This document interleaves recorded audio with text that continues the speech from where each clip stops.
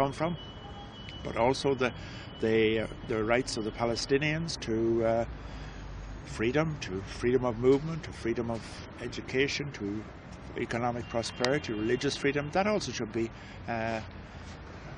respected. We're all citizens of Bethlehem.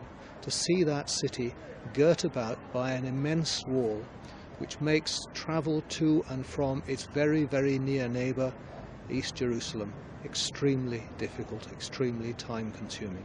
It's ugly. It is a serious blockage which makes communication difficult.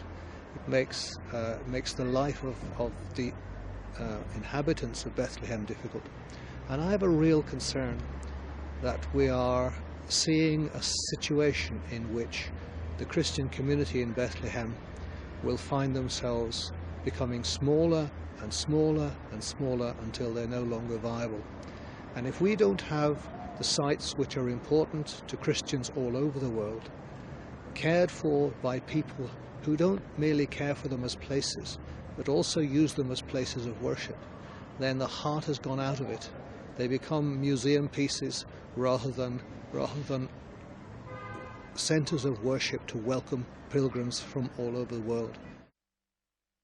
I hope that maybe somewhere along the line in our conversations with different people we have been able to nudge them in the direction that we humbly think is helpful, and that's down a road of moderation and reconciliation.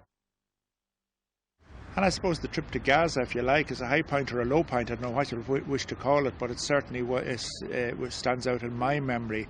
The arrival there, seeing when we went through that checkpoint, the utter destruction in the no man's land, and deprivation and the poverty, and I think they call it de-development is one phrase I've seen, that where people are going back to the horse and cart, the donkey and cart, to draw their goods around, the refuse not being collected, the scarcity of fuel, the utter futility. And I heard somebody describe it as a prison, an open-air prison, but a prison in which people's rights were not really respected. So that again was another high point or low point, whichever we like to call it.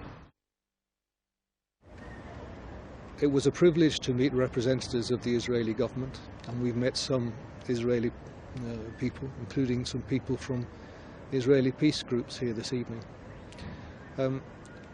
I would wish that ordinary Israeli citizens could make the journey that we've made. I would wish that they could see the things that we've seen.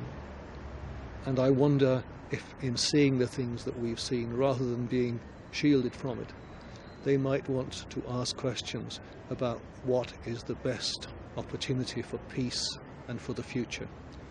I'd like Palestinians to have the opportunity to interface with Israeli citizens in circumstances which are unthreatening to both. That's a very difficult thing to achieve now. But I do not believe that you can think in terms of winners and losers. There will either be a win-win situation in which all the people win something, or there will be a lose-lose situation. There is no win-lose. I think both sides believe that they're right. I suppose Israel appears to have might on her side. The Palestinians are simply right in the sense of what we saw. They were telling truths.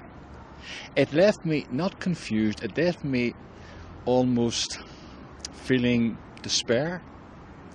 I felt I could see a problem, but I didn't know or even been able to give a solution to them. I could see people were looking for help. I would love to help them, but I come away feeling, what can I do? I think it is tragic that it is really a mirror image of Northern Ireland 20, 30 years ago.